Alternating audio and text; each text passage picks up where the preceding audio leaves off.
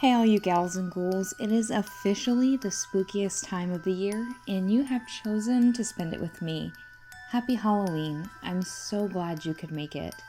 This video I wanted to do something different than our regularly scheduled programming, something more. I decided to track down 4 Halloween related crimes throughout the decades and put them together in this sort of anthology video. It's a new format for me, so hopefully you all enjoy it as much as my previous content. But without rambling more, I invite you to join me as we remember those lost around All Hallows Eve.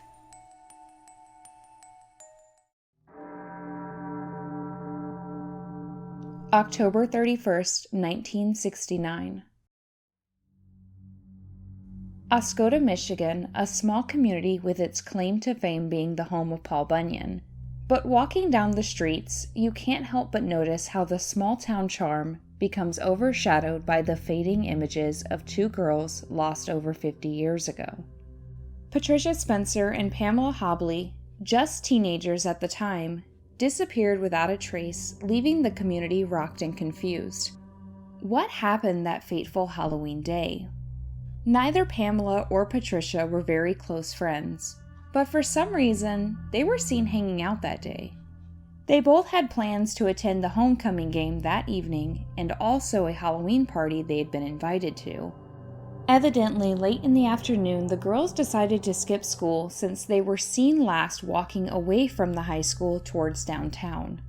Pamela had informed her mother and siblings of her plans and let them know she would be home afterwards.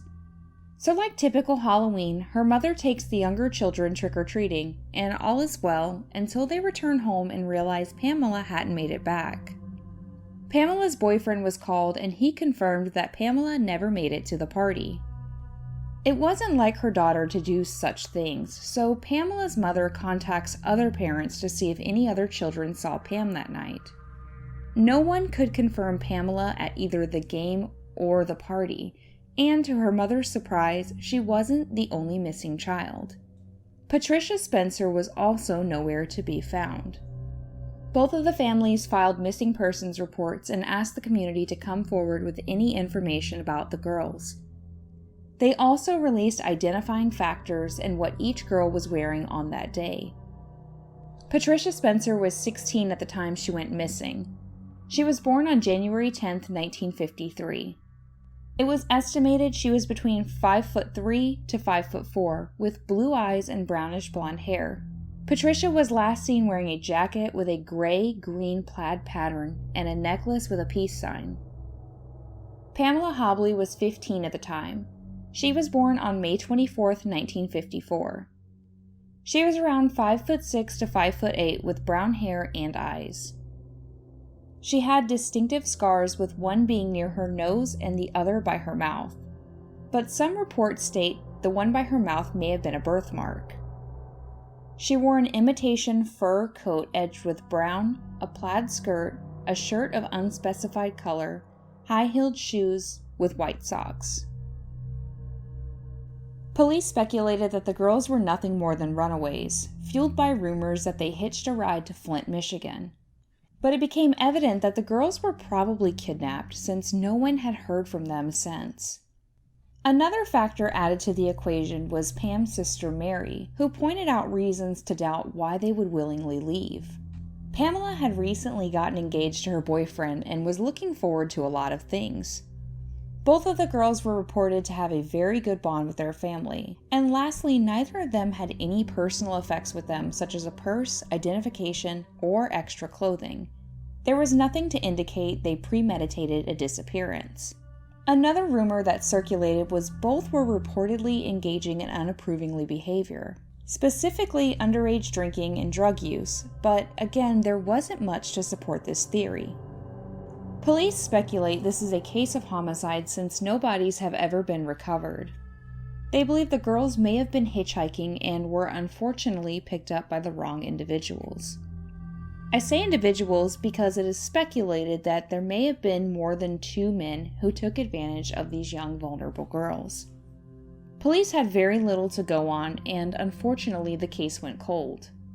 The police chief Mark David took over their case in 2010 and has spent copious amounts of time combing through old statements and tips involving the case that were not followed at the time. This included a tip that the girls were murdered by local men and buried near a barn that was popular for teenage parties. It was investigated with cadaver dogs, but no evidence of human remains were found. This tip did give him the idea to check other known local hangouts for teenagers, but again, nothing was uncovered. Initially, it was believed the girls were seen by the high school, but as recently as 2013, Chief David spoke to a man who claimed to have picked the girls up along River Road and dropped them off in downtown. He came forward years ago to provide police with the information, but it was never explored. Chief David has found other information to indicate the girls were in fact seen in downtown, and possibly for the last time. He also indicated he has no reason to believe the man who offered them a ride or Pamela's boyfriend had anything to do with their disappearances. Pamela and Patricia have been entered into a national database with the hopes that new tips will be gained and awareness will be spread. Dental records for Pamela and DNA for both girls have been compared against unknown decedents, but there have unfortunately been no hits. Neither of them had copies of fingerprints available. Mary, Pamela's sister, continues to put the case in the public eye, even assisting in seeking out new leads. She hopes to bring closure to her family. Closure her mother did not get to have since she unfortunately has passed away. Chief David believes the investigation got off to a slow start since authorities were focused on the girls being runaways. He thinks it can be solved, but notes they have to move fast. They're racing against time since interviewers are getting older, with several of them already passing away. It's been 52 years, but David believes closure can be accomplished. If you or anyone you know has information about the disappearance of Patricia Spencer and Pamela Hobley, please contact the National Center for Missing and Exploited Children. I'll put the information up on the screen now, or you can also email the police department in Michigan. That'll also be up on the screen.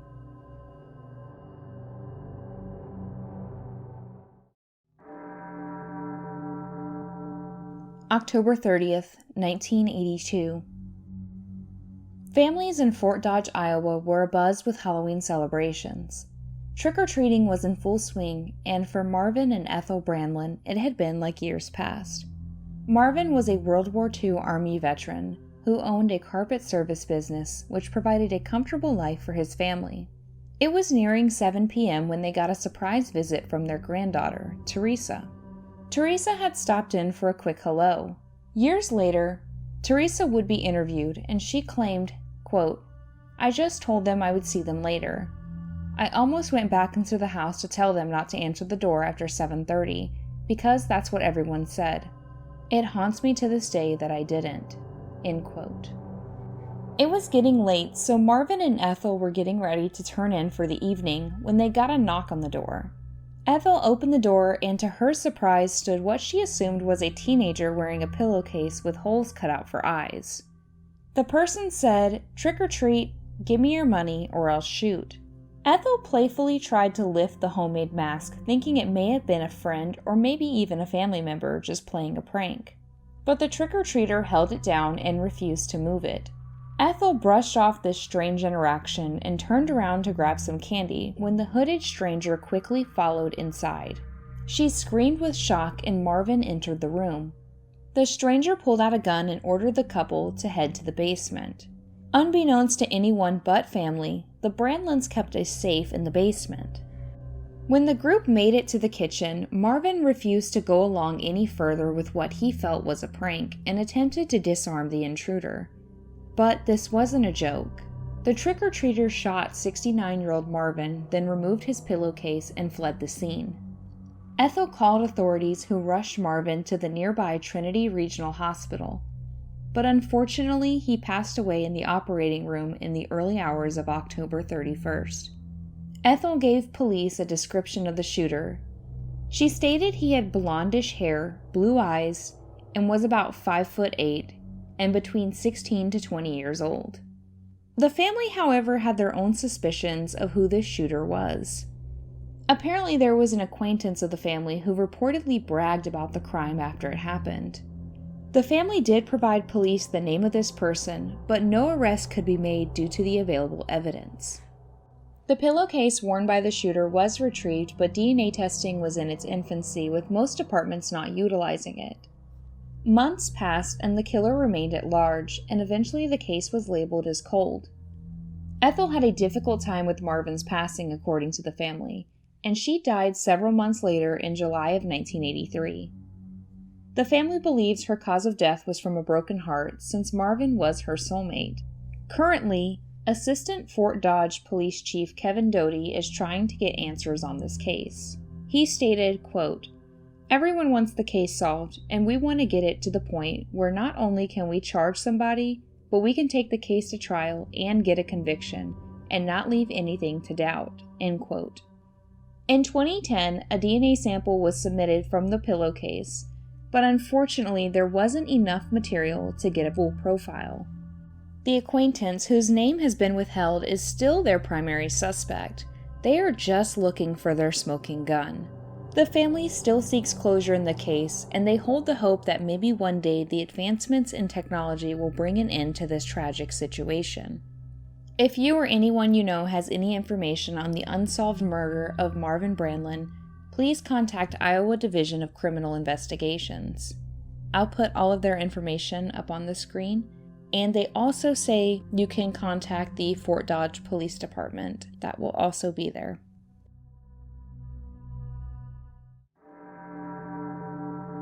October 31st, 1984. Unlike most kids his age, Brian Massey spent his Halloween fearing for his life. In the modest home located in Wagstaff, Kansas, something sinister was brewing. His mother, Jean Yackle, aged 28, and new stepfather, David Andrews, aged 26, got into an argument that night. Jean kicked David out to prevent the altercation from escalating more, since her 3 children, Brian, aged 8, Tiffany, aged 11, and Tamara, aged 10, were present in the home. However, David returned to the house a little later, and the argument turned violent. While Jean was reaching for the phone to call her father, David unexpectedly stabbed her, and did so close to 30 more times. Brian and his sisters ran off down the hall and into their room, but David wasn't far behind them. He emerged in the room covered in blood and proceeded to do the same to both Tiffany and Tamara. Brian recalled how David showed no remorse, and it was just pure savage. He was so scared that he just emotionally shut down. For some reason, David chose to spare Brian, telling the young child, quote, "If you don't listen and obey, I will kill you," end quote. So without a scream or struggle, Brian got into the car and drove across state lines with David for 2 days. The pair headed to Michigan, where David's sister lived, and David thought he was home free. But in the early hours of November 1st, law enforcement received a call about the home. Sheriff's Deputy Randy Cornelius was the first to arrive at the scene. Inside the home, he discovered the grisly scene. Jean was in the living room right by the front door, where multiple stab wounds were clearly visible. Deputy Cornelius said there wasn't a single wall in the home that didn't have blood on it, which only solidified how intense the assault was. Down the hall, the horrors weren't through.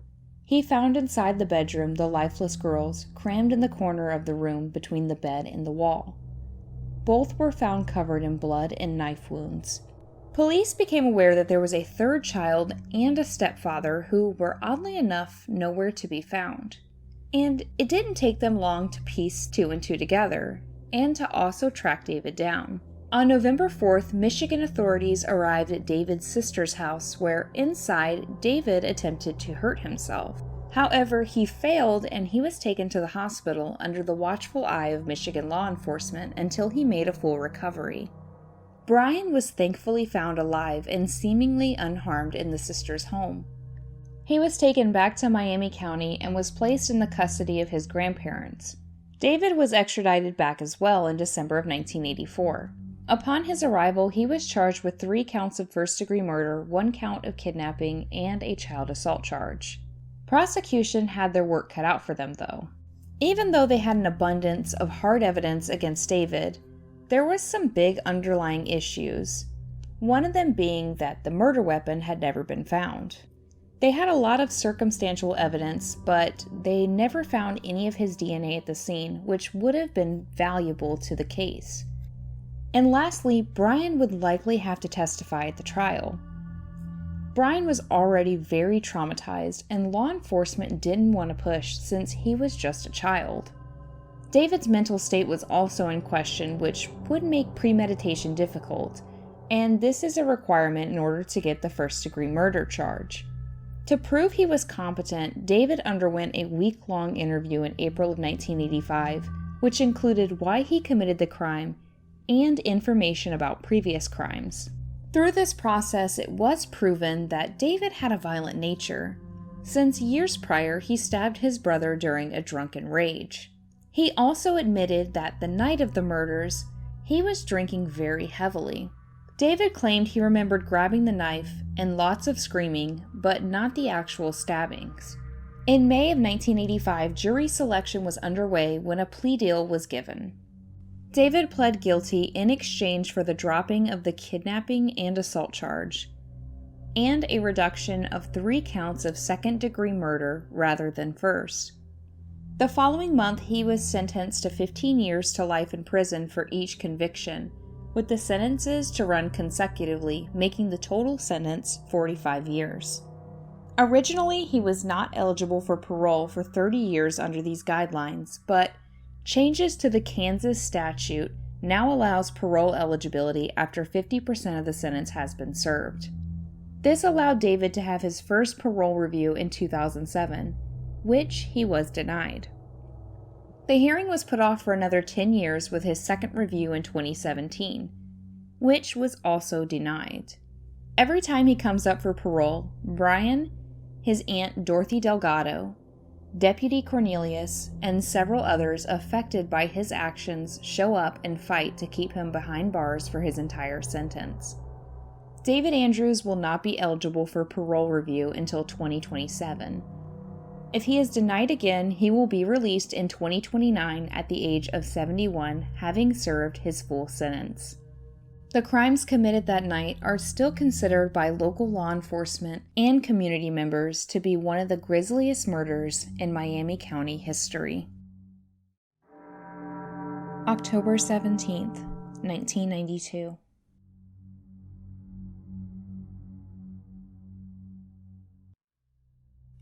For most teenagers, studying abroad is the opportunity of a lifetime, and for young Yoshihiro Hattori, it was no different.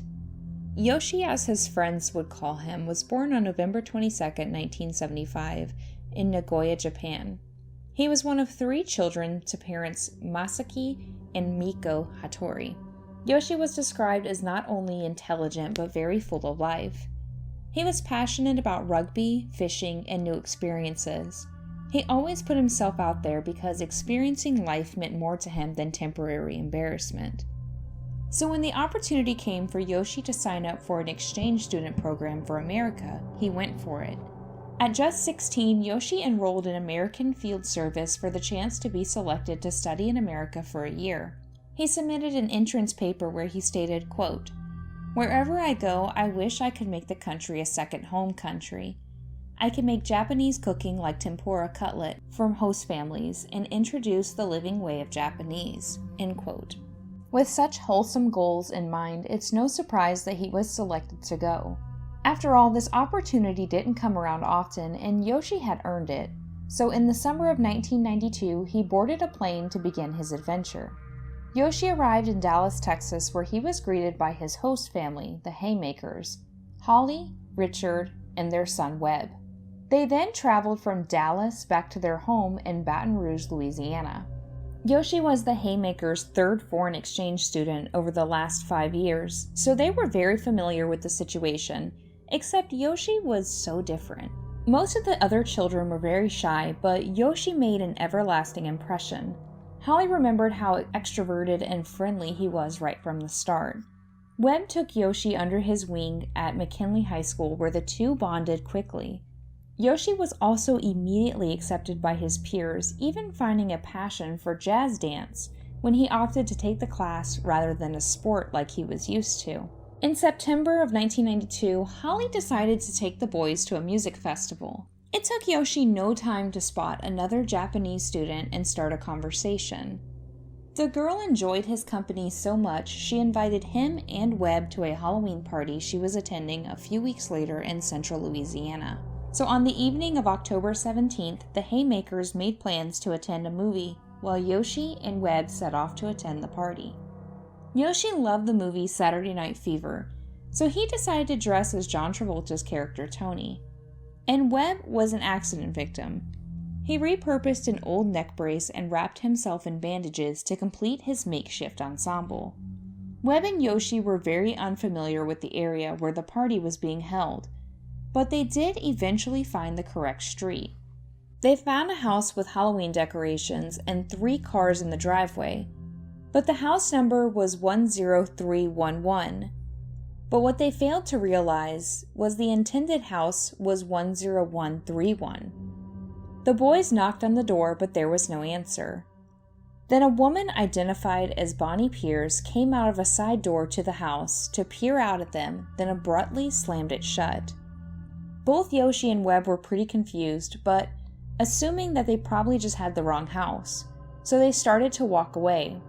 Then suddenly the side door flies open again, but this time it is 30-year-old Rodney Pierce, who was armed with a .44 caliber pistol. Yoshi turned back around since he was eager to attend the party. It is believed Yoshi may have thought the weapon was part of a costume, since he excitedly headed back towards the house saying, "We're here for the party, we're here for the party." Rodney yelled out, "Freeze!" at the young man, but Yoshi kept coming, with a big smile plastered on his face. Yoshi's English was limited and he didn't understand the commands. Webb tried to get his friend to come back towards the car, but it was too late. Rodney fired and hit Yoshi in the chest, then retreated back into his home until the police arrived. Webb rushed to the neighbor for help, where EMT and police arrived. Yoshi was taken in an ambulance, but unfortunately would pass away from his injury while en route to the hospital. Rodney was briefly questioned, where police on the scene concluded it was an act of self-defense and let him go. Webb was taken to a substation where the Haymakers were contacted. The Haymakers were devastated by the news and even more concerned for the Hattoris. 2 days later, the Hattoris arrived to retrieve Yoshi's remains, and the Haymakers felt a mix of anguish and dread. The Hattoris had entrusted them with their son's safety, and they failed. They didn't know how they could possibly respond. It was the first time the families had met face to face. Holly and Miko embraced one another, and Miko simply asked, "How is Webb?" The shooting became global news overnight, which really shook Japan, where handguns are banned. The Hattoris didn't blame the Haymakers for what happened to their son, but rather the lax gun laws in America. They took action by launching a petition in Japan to end the easy access to firearms, which gained a staggering amount of signatures. With the help of the Haymakers, the petition was also lobbied in America, where some support was also gained. Initially, Rodney was not charged with anything for his involvement, but after a myriad of complaints from Edwin Edwards, the governor of Louisiana, and the Japanese consul general in New Orleans, he was eventually charged with manslaughter. His trial became a media frenzy, but did not have the outcome that many had hoped for. Rodney's lawyer argued this was self-defense, and he was no killer. He was just one of your neighbors who was reacting to an erratic teenager who scared his wife. This defense tactic worked, and Rodney was ultimately acquitted in May of 1993 after a 3-hour jury deliberation.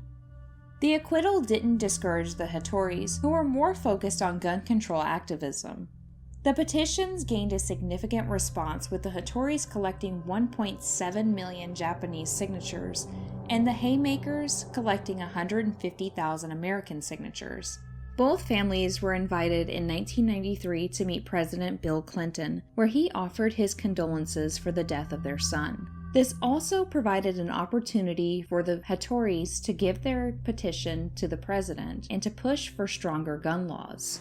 On November 30th, 1993, Congress passed the Brady Handgun Violence Prevention Act, which mandated background checks and a 5-day waiting period for all gun purchases. It was first introduced in 1991, but not brought to a vote until a few months after Yoshi's death. The Hattoris were awarded a copy of the law the following month, and were informed that they had a very definite impact on the passage of the bill. But their fight did not end here. The Hattoris filed a civil suit against Rodney and Bonnie Pierce and their home insurance company. The judge ruled Rodney was liable for $650,000 in damages to the Hattoris, which he tried to appeal twice, with both requests being denied. They received a $100,000 settlement from the insurance company, who ruled they felt it was justified since there was no need for Pierce to kill the boy based on the information provided. However, the Hattoris took no money they were given, but used it to establish a charitable fund in Yoshi's name. 3 decades later, the Hattoris continued to stay involved in activism, even coming to speak to survivors of school shootings, and taking a part in the March for Our Lives to show support for those still here. The Haymakers state they will always consider Yoshi to be their son, and the Hattoris as an extended family.